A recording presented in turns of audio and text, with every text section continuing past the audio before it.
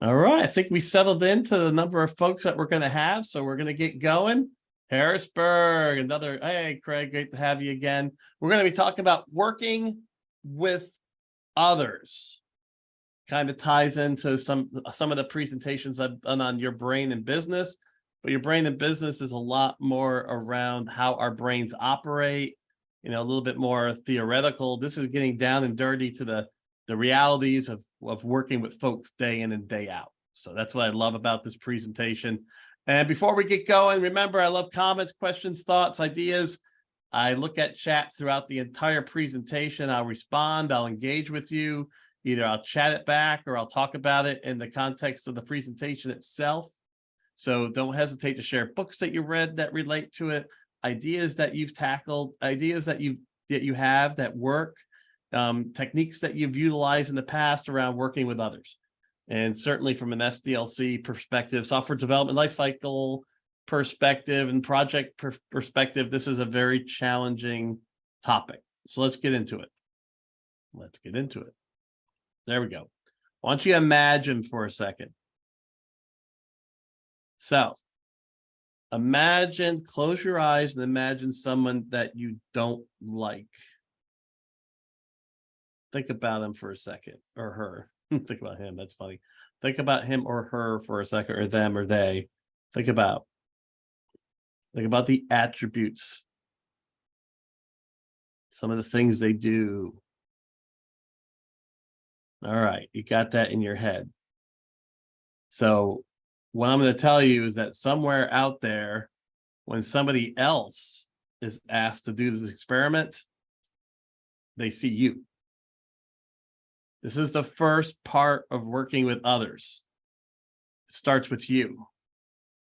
This is a very difficult concept for folks. They don't want to hear that. They want to hear how they can change somebody else, or what can they do to change somebody else. But the reality is, working with people, the best, the most successful people working in complex and complicated environments, dealing with cognitively diverse teams, is they know about themselves.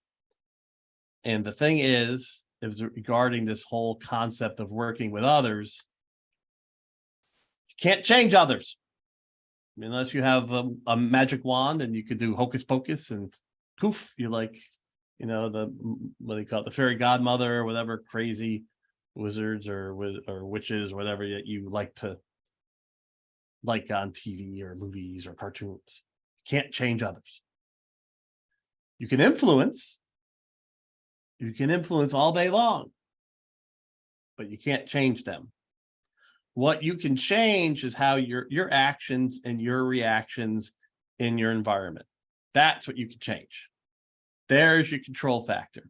So as you start thinking about working with others, you're always going to go back to this concept of me first, you. What are you doing right? What are you doing wrong?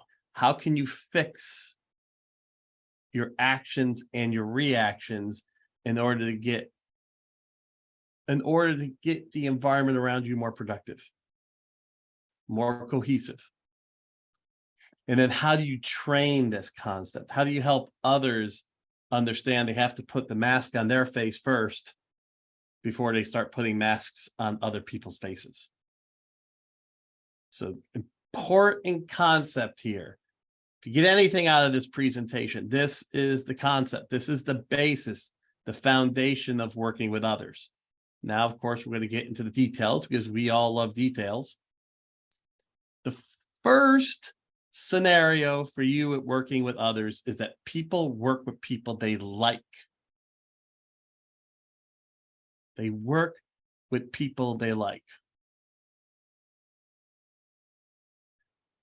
So in chat, tell us about a situation where you tried to build a relationship around being nice. Like, did you have a scenario where you tried to be nice and it failed? Like, oh my gosh, I was trying to be nice, but it just did not work out. And then, what are some of your thoughts about this from a negative perspective? But the reality is, people want to work with people they like. And it's not about being nice. It's okay to be nice. You want to be nice. there's an element of being nice, but it's not the end all, know all. I mean, I've had a litany of failures for my situation working better with others when I started with trying to be nice. Because working with others in economics is centered around 5 key elements. You want to build strong, lasting relationships. These are the 5 things.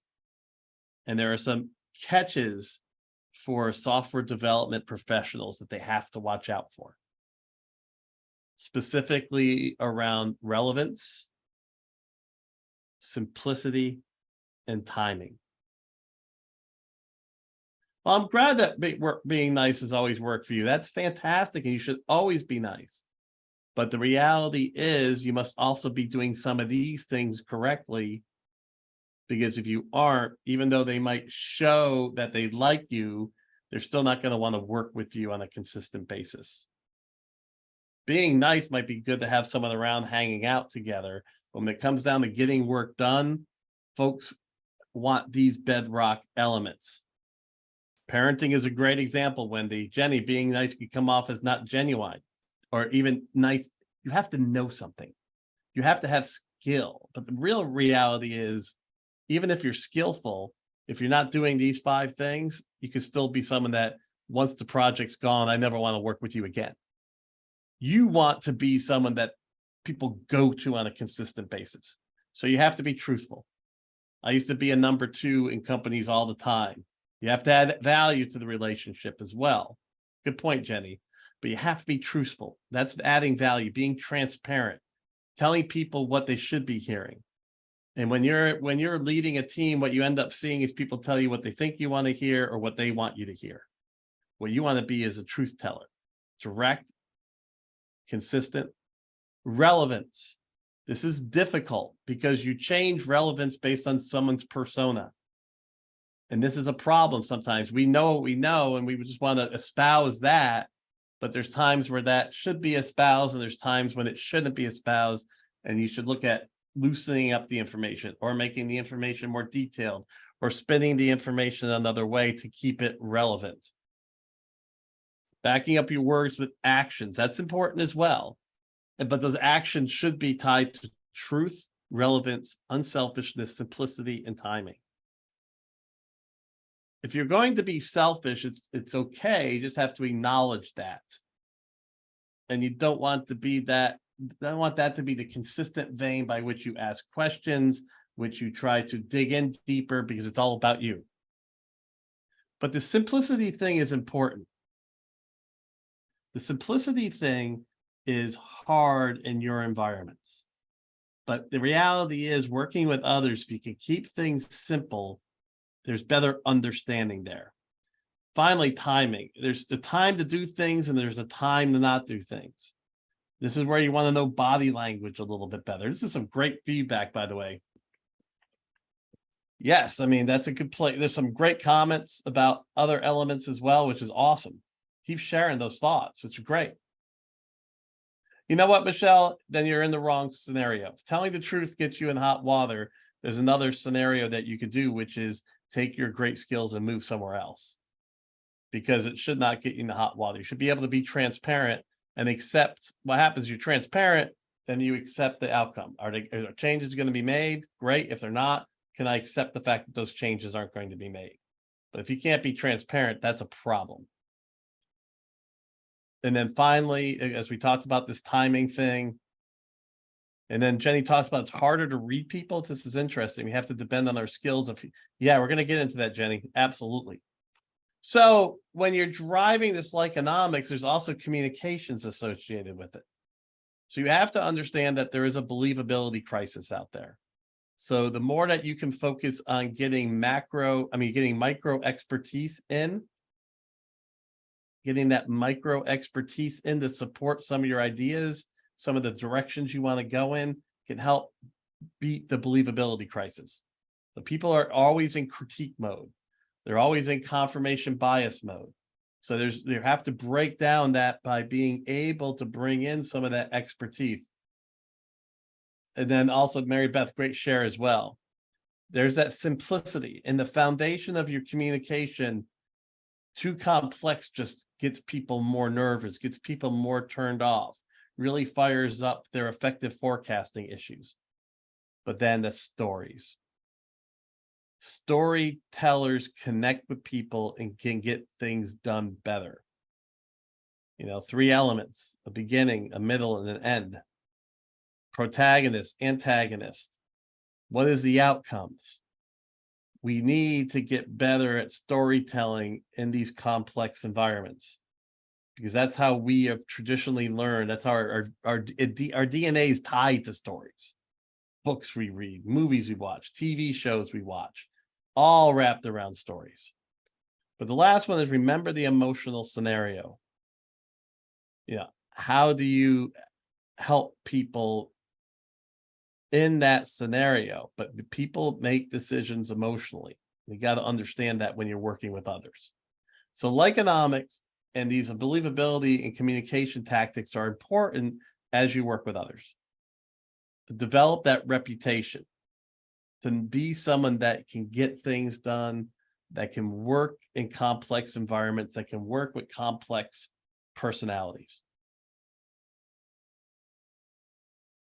So Jenny, we're going to get into your thoughts next. So great shares, being firm and clear in your conversation, right? That is being relevant.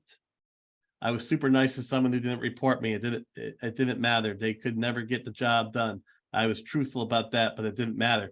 You're truthful to the point of telling them to move on. The empowerment that you can let them go. You're transparent. You give them the opportunity, and then the hopeful of the situation is you can let them go. That should be part of that. That's something that you have to consider going forward. Is that an environment for you to be in? So there's lots of great feedback there. Keep sharing. So now we got to look at communications a little bit. And in this virtual environment, there's so much challenge because that body language is such a core element in communication. And working with others, you want to be able to learn tells. Timing tells might be when somebody stands up into the conversation with you, or they start folding their arms. I mean, all these different tells you can look at when you're engaging someone in a live environment that support and helps you understand what they're really thinking. Because look at that, 10% of communication is in words. Now we've got in these environments, like in the email environment, all you have is the words, and we know what that can cause. In these virtual environments, we can get tone, but we're missing a lot of elements of body language, especially if you have 50 people on a call with these little teeny camera pictures. Yes, Chuck, radical candor, great share. And that goes back to being, truthful and transparent. But that body language is important. So this is the first scenario. How are you at understanding body language, at reading somebody's tells, tying them back to maybe you're missing on one of those 5 elements, and then listening to the tone to get whether someone really is understanding what you're saying or is really connected with what you're saying, or is having issues with what you're saying. And then their actual words. It's crazy, isn't it? But as we talked about previously, actions, Craig talked about it, actions. It's the actions that will ultimately, and the way the body is moving, that's ultimately going to give you insight into what's actually going on. Yes, it's funny about that, right? What are the elements at work? The elements at work there is very interesting, is that you will continue to work with somebody who knows what they're doing. They're relevant. Relevant is knowledge at the work they're doing. Ultimately, they get things done. And what happens is that person will be utilized to the point by which their value is gone. Usually, this is an area of somebody with an expert power base that's hard to find. And expert power base people can actually get bullying in some cases, especially as their expertise erodes. So you have to understand that expertise area is valuable. So you have to work around that. Remember, working with others, it starts with me.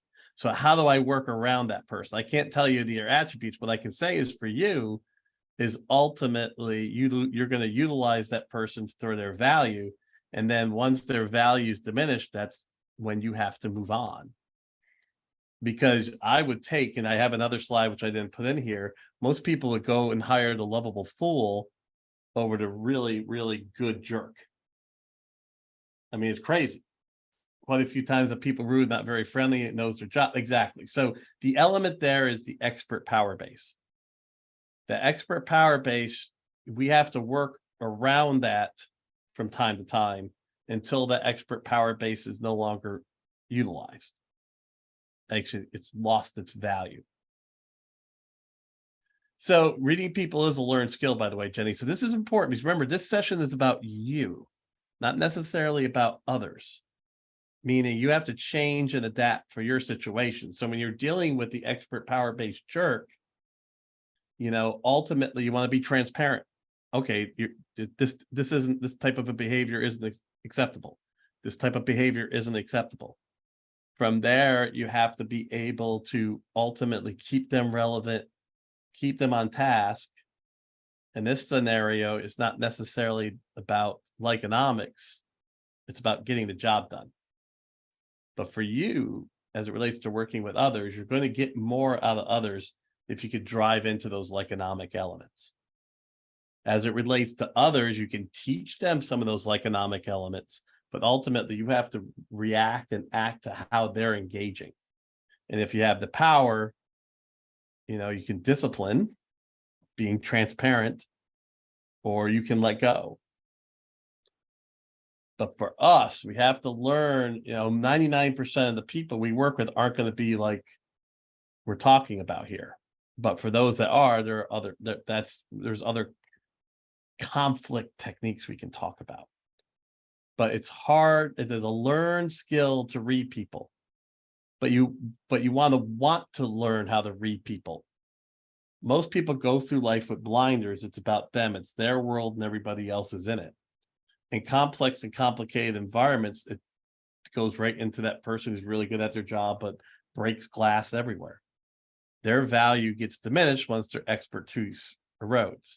But for folks who can open up their blinders and start learning about the other people around them, their values and their ability to get things done, and then being able to learn new expertises over time. So part of working with others is developing your listening skills. And you can go to the sessions on active listening. We're just going to cover a couple areas here, but just showing attentiveness. This is the idea of presence is important in listening. Eye contact, body language that's forward and engaging. You're going to get a lot out of that. The non-judgmental is really important. A lot of cases, we're not here to say whether something's good or bad. We're talking about how to move to the next stage. Paraphrasing is also a very powerful way to get people to see if you've gotten what they're trying to say. But it starts first with that you want to actually hear them. Do you? Are you showing them that you want to hear them? Even if you have to say no, are you giving them the opportunity to articulate? And for them, they need to keep their articulation simple. They have to keep it relevant, and they should watch their timing. The same goes for you if you're trying to discuss something that is difficult and influence, you want to keep your message relevant, you want to keep it simple, and you want to watch your timing. And of course, engage in active listening. So we're getting to this whole better listening standpoint now. So we have our environment and body languages, as I've been talking about. You have your judgment issues. Your facial expression can show judgment very quickly. And facial expressions, even though we might not be overtly understanding, instinctually we see that. It's part of our survival instinct to judge people quickly, and they'll see those facial expressions. Constantly reinforcing that people have the opportunity to talk. directly and honestly? And then finally, how are you absorbing what they're saying? And then showing that you actually listened. Again, you can't change others. You can influence others to use these techniques, but first you have to get a better skill set around, or build your skill set around these to continue to be valuable and get things done through others. And then finally, this idea of the more fidelity, the more art, the more compromise that's needed in the conversation, getting together multiple people surrounded by a whiteboard, physical, you're going to get the best outcome in that complicated environment. Email is great for information, maybe a little bit of understanding. Video, you can get information and some understanding, and it helps with timing. It's timely, so there's a good timing issue there. Phone, you're going to register some tone, so you might be able to discuss some pros and cons and be able to do some low-level negotiation. But ultimately, when you get to the higher level, you gotta negotiate, you've got to compromise, you've got to create, you've got to absorb, you got to understand where people are coming from, you got to see parts of the body, and you got to have an active workspace. This is where the tool mural come in. MIRO, and I forgot MURREL or whatever it is. Very good active mural. Thank you, Chuck. Very good active tools. The problem I have with those is that when I'm working in the tool, I can't see the body language and the facial expressions of others. So I lose my understanding of where to negotiate, where to change, where to adjust. So it's good, but it's not the same. It's great for teaching.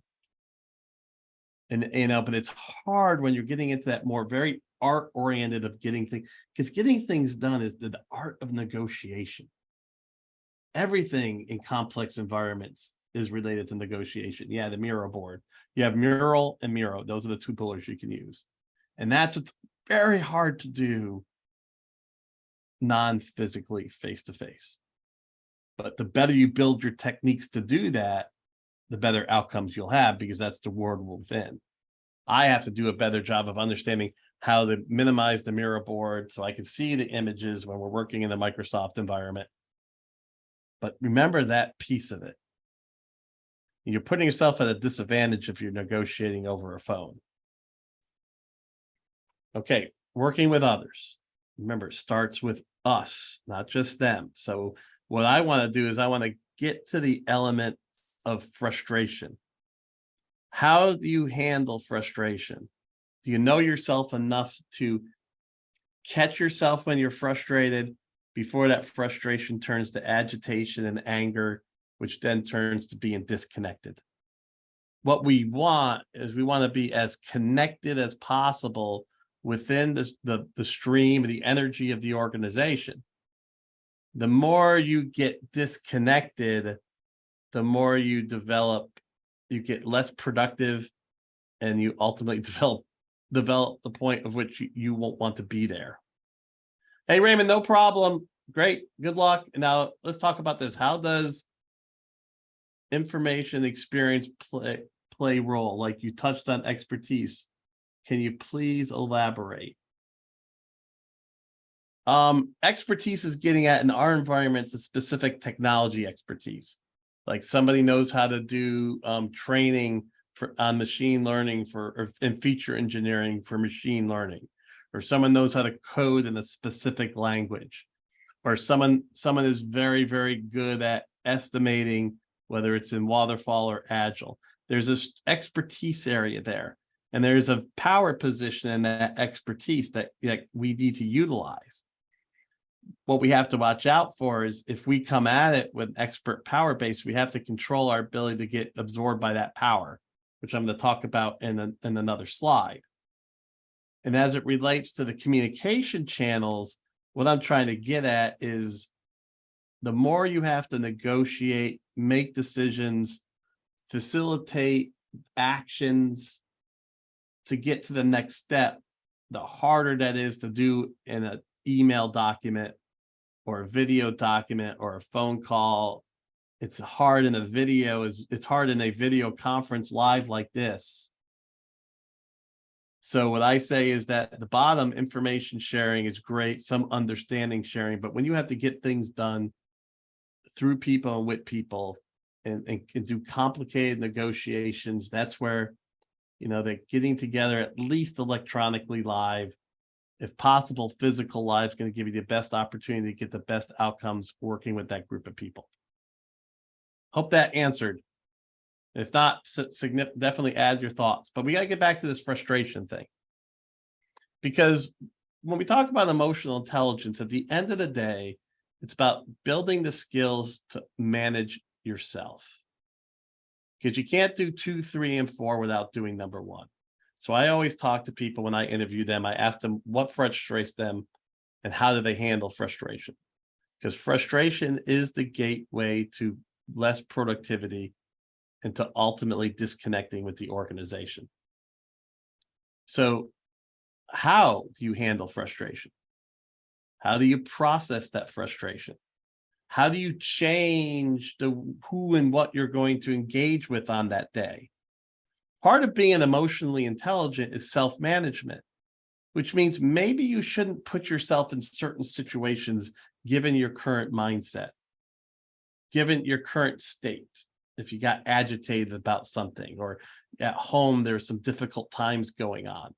So you should understand where you stand and then self-manage with regard to what you're going to do and how you're going to do it for that day. But really, going back to being self-aware, that frustration thing is so important because most people just absorb it because of fear. Fear to be honest and trust and transparent, fear that they're going to lose their job if they push out. But building that psychological safety, which we're going to get into a situation in a moment, can help you deal with building more muscle around being more honest and more direct. But how do you handle frustration? Yeah, Wendy, DISC is a great tool. Actually, SoftDev, we're going to come out with some great science-based assessment tools around where your strengths and weaknesses lie in self-understanding. Because then as you build 1 and 2, then you could do 3 and 4.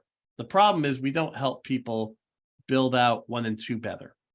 And the first step is I'm telling people, understand what frustrates you, catch when you're frustrated, and then learn the techniques that help you get rid of that frustration so you can go back to being more engaged in the organization. Because frustration is an eater. Learn and exercising tact helps to express frustration in an acceptable way. That's one of them. Being non-judgmental in some of your comments is another way. But we have to understand that working with others dictates that we know ourselves first. Do we have that self-awareness? And then how do we manage ourselves accordingly and changing our, what we're doing, how we're doing it based on where we stand within ourselves, our mood, our agitation. Then when we get that aligned, then we can engage and meet with others. We can then manage situations and get things done through groups. So if we're going to work with others, we're going to have conflict. And that first conflict is power. And so we've been banging on this.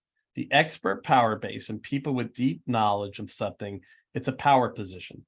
And if you know power bases are the way at which people can exude force on somebody else. So you have the positional power base. That's your manager, your team lead. You have an expert power base. That's I have a knowledge that you don't have, so that gives me power. There's an informational power base where I have information, and that information gives me power to influence people, direct people. We have the coercive power base, which is a stick, which is you're going to do it because I have a stick. And then there's certainly the referent or referent power base, which is the power base that really is the basis for what I'm talking about in this entire presentation, about paying it forward, supporting others, learning and teaching. But that comes at a cost, which is how do you manage yourself? But first, the power corrupts. Power corrupts because the issue here is it's not the fact that you don't like others. You just don't see others. You see yourself. I'm important. I'm important. I'm important. This is important. What I know is important.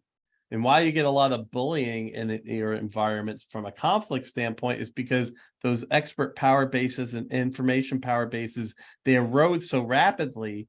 And if someone put a bunch of time and effort into getting that expertise and it's dying before their eyes, they are going to lash out.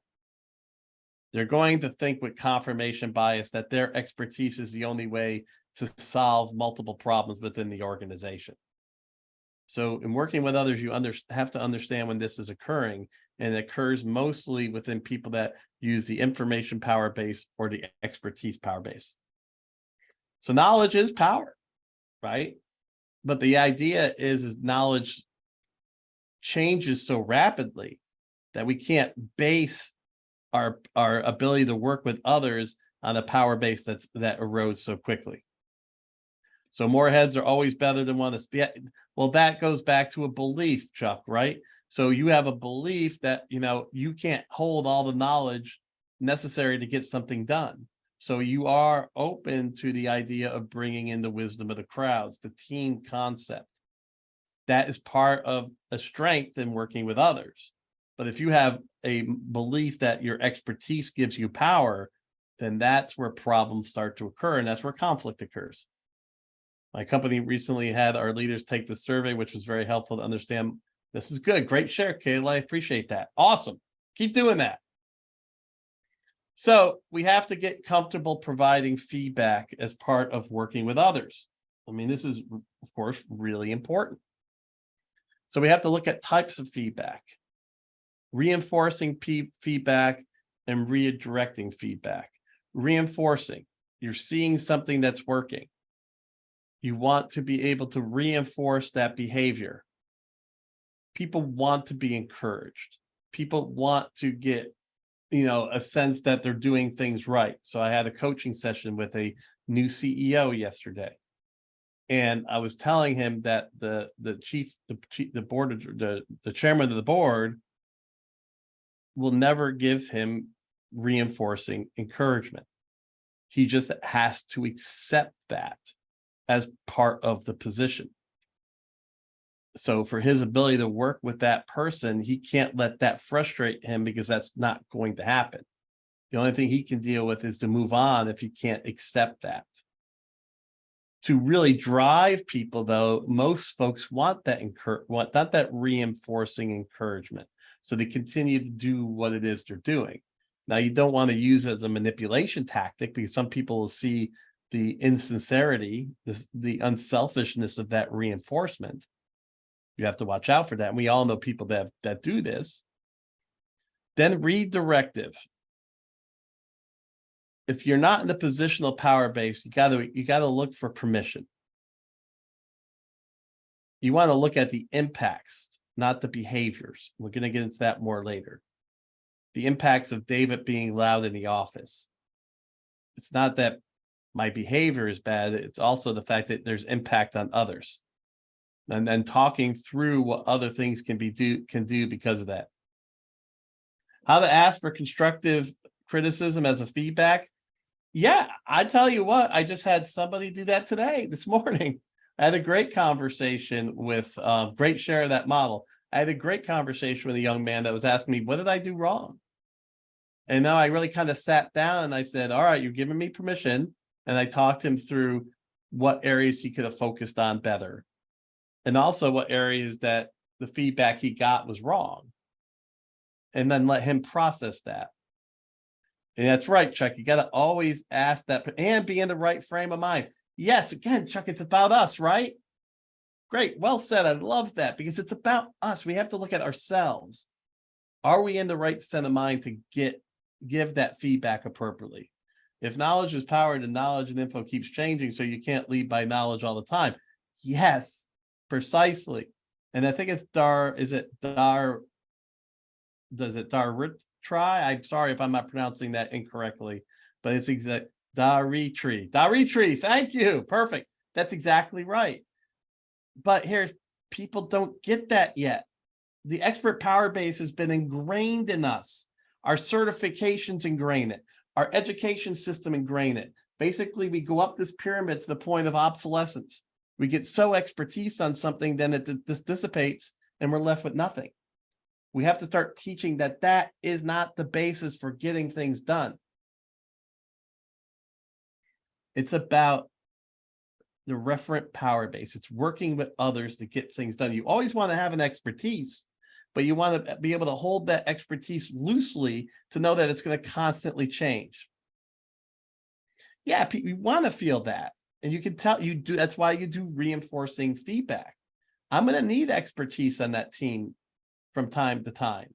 We all need an expertise, but we got to accept the fact that that expertise isn't what gives us power, because it erodes too quickly. And information erodes almost instantaneously now. So here's some constructive redirective model you can look at. You get these slides so you can kind of dig into it. The intent is positive. You're very specific on what you saw. The impacts on others, not the behaviors. Let them process it, think about it, maybe and give them a chance to come back. And then how are things going to move in the future? And then even giving them the opportunity to ask for support, ask for mentorship. Either you know of a mentor for them, or you know that can support them, or you may even offer that.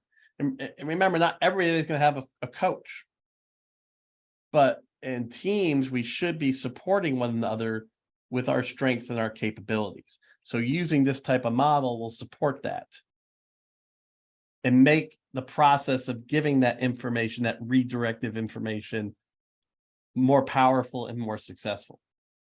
Because we do have a believability and trust crisis. So people don't necessarily think you have good intentions when you're providing redirective feedback.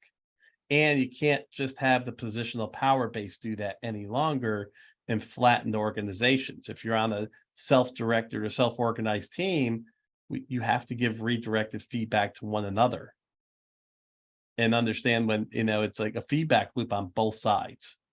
If you're not looking in that direction, then nobody's going to get feedback on that team. The judgment's important. You've got to be able to control that, to come to a judgment. Ultimately, you have to make decisions. And you will make decisions. But as you're working through this type of redirective feedback, it's not about judging. It's about looking at the impacts and us saying there are better impacts.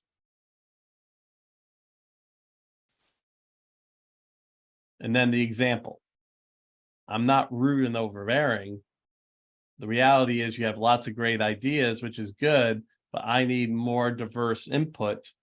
So what I want you to do is give some ideas and then let others present so that we can process all the stuff that's around us. If we only listen to just your feedback, then I'm not going to get a well-rounded perspective on what's going on. So a very different story than what the first story tells. I have no idea why this person talks so much in meetings. Most likely they're excited and fired up, instead of telling them that they're rude and overbearing, which will completely shut them down. So, Chuck, you talked about this, the you and the feedback. Are you being unrealistic in what is supposed to happen? This happens a ton. I'm telling you, on my leadership experience, there are people that have an unexpected, an unrealistic expectation of what that position or that person's supposed to do. And that doesn't work. So are you checking what your expectations are?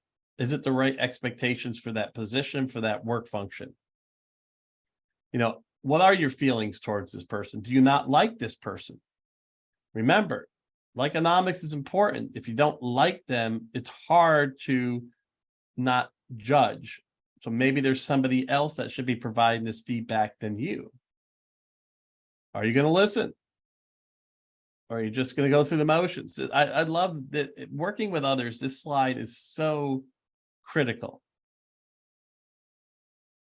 because it's about you. And most people, this is where they fail. They just tell someone to do something differently and walk away and use their positional power base to assume that they'll do it, and it's partly coercive, because if they don't, they're going to get a bad performance review and they're not going to get their MBO bonus, their management by objective bonus. Right? How does that make you feel? How much extra productivity are you going to deliver if that's occurring? Now think about it as it relates to when you do this.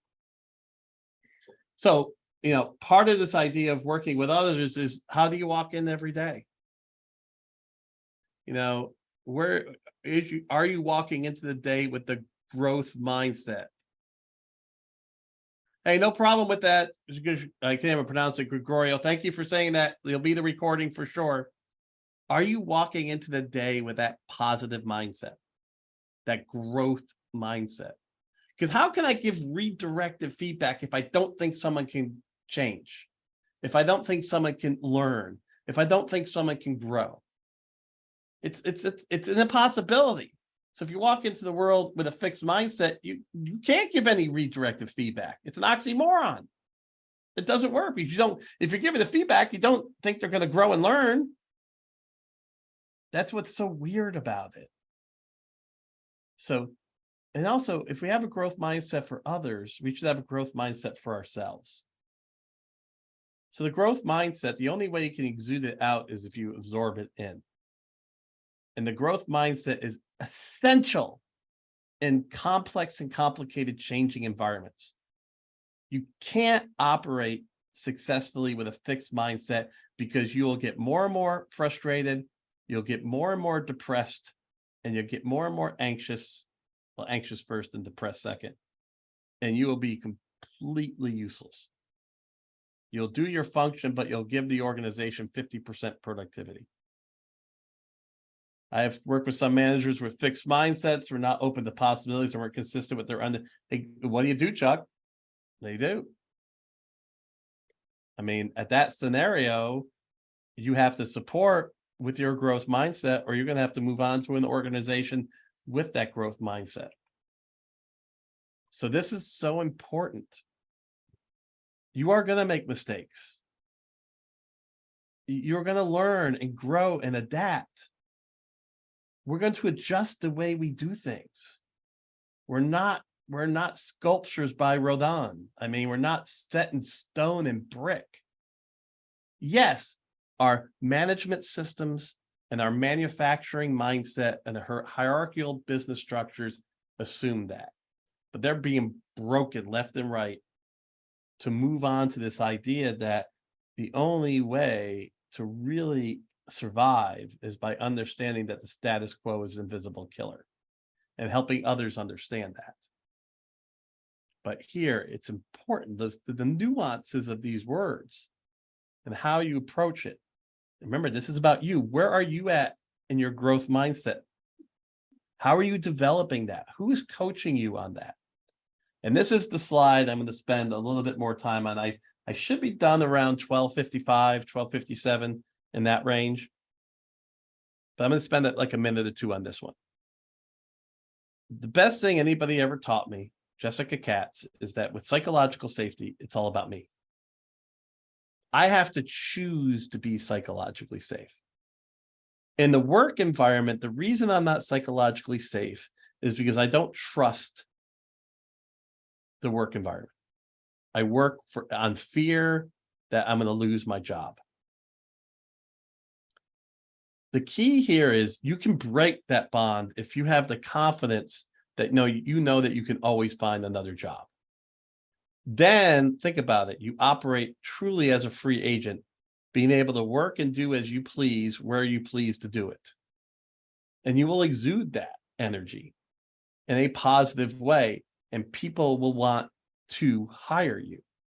And if you feel this way, you're going to be so much more productive at work because you are going to be transparent. You are going to be relevant. You are going to be unselfish. You are going to be able to keep things simple. You're going to get things done. All right, great, Wendy. Great share on that. Great. I know maybe somebody else shared the article, but if you can share the article again, that's important. So psychological safety starts with us. We have to accept that. But any environment we're walking into, we got to get rid of that fear of being let go. We have to trust in ourselves that we can find a job. And as we do that, then we walk into an environment, we have lots of psychological safety because we have that trust in ourselves. Just like in any partnership, you have to trust your partner. Trust goes away, the relationship falls apart. But that trust starts with you. If you're lacking trust in somebody, there's only so much they can do to prove it. You've got to find that trust in yourself. Or in the work environment, you have to find the trust in yourself. Now, we want to build psychologically safe environments and reinforce that to keep those trusting people there, because I can move. So this is the catch one. The company has to provide the environment, because if you come in with that, if you don't like it, you move. You find the place for you to work. Great share, Kaylee. I appreciate that. Good. So this is why this topic is so important.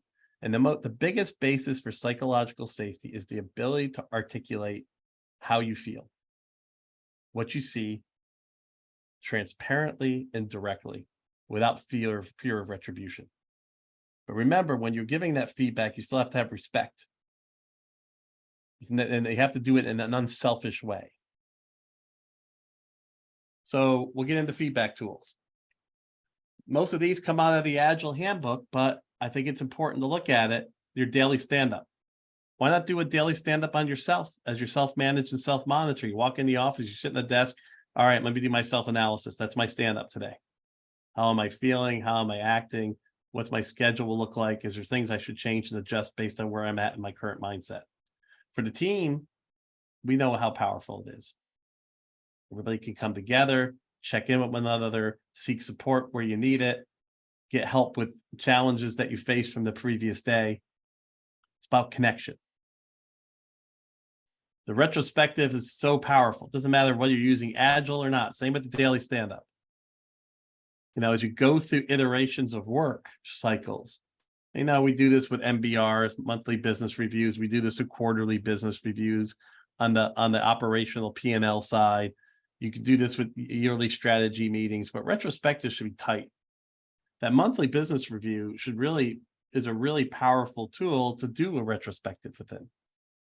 On the project side, if you're using waterfall, what part of the cycle should you do the retrospective? In Agile, we know where the retrospective is. But ultimately, feedback, transparent feedback. Too many people use the retrospective on the Agile side, to kind of kumbaya the team.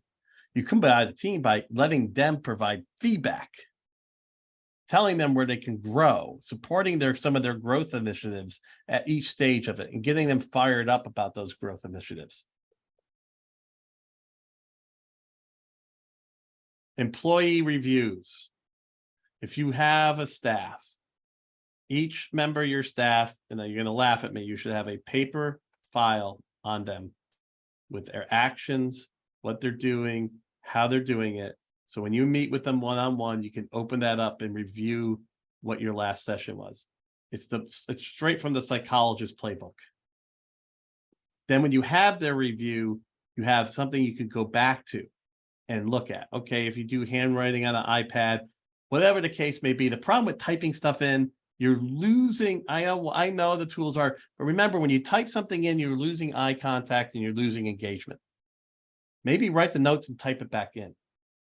The reality is, what I like about that is when you're noting, you got engagement, because I want to be engaged in my meeting with you.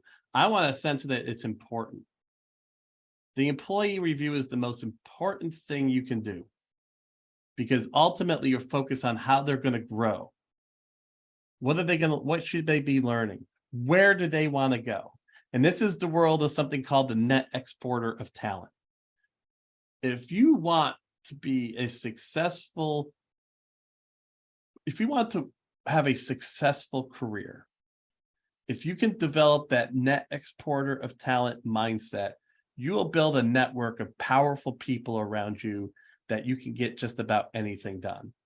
And a net exporter of talent is someone who helps support people on their growth pattern, whether it's in the company or out of the company, whether they're on their team or on somebody else's team.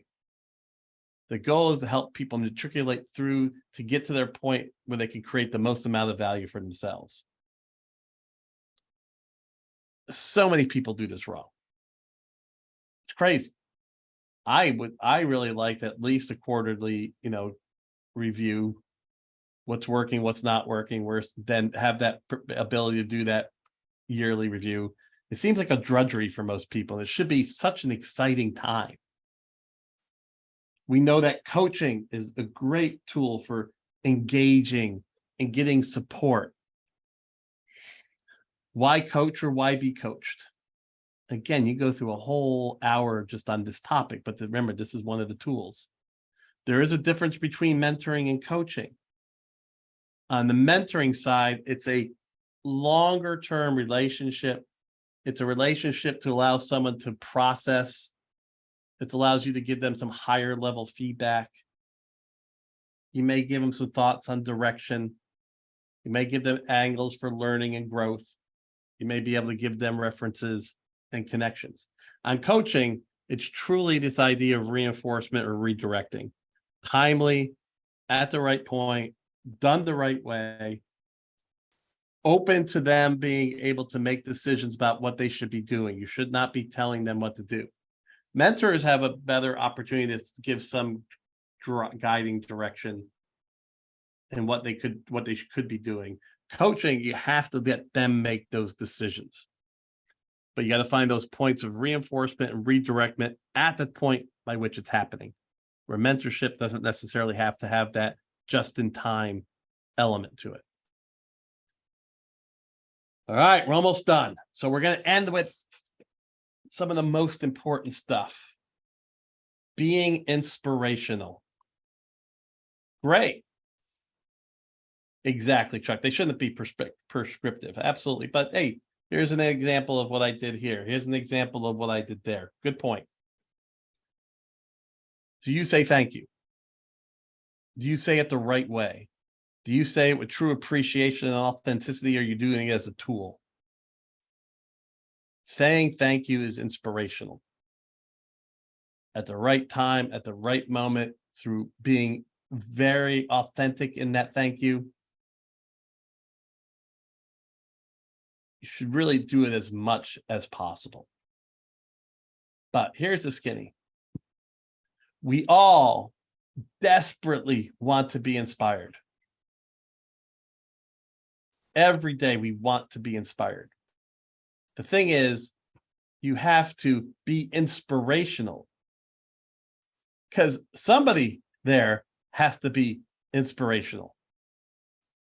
So you just have to stretch and start being someone who provides praise and feedback, who offers coaching, who shares knowledge and information, who lets not debate, but debate, lets people debate ideas, encourages that collaboration, truly builds authentic interactions. Yeah, man, this is so hard. I'm authentic, or this is something I really love. Being inspirational is about sharing with 1-to-1, 1-to-5, a bigger group, doing it authentically, not hoarding, and then getting inspired. You have to prepare yourself to be inspired. It's not magically going to happen. Are you thinking? Are you connecting with new experiences outside your cognitive processing, outside of the things that you like? Are you open to those other thoughts and ideas? Look at that last bullet. Do you stay away from energy zappers? You can inspire consistently, daily, 1-to-1, 1-to-3. You will get people doing work, get people working, get people excited, and increase the productivity of your organization. But you just can't sit and wait for it. You got to put yourself in the right environment. Stretch goals, another really strong tool to help people get excited. I use this consistently at the company I owned, letting young people stretch, letting middle-aged people stretch into other areas, letting older workers stretch into other new areas, really starts to fire up inspiration, gets them reconnected and re-engaged with the organization. And then how do you celebrate? Working with others is about celebration. It's not all drudgery. So some techniques by which you can look at celebrating your wins.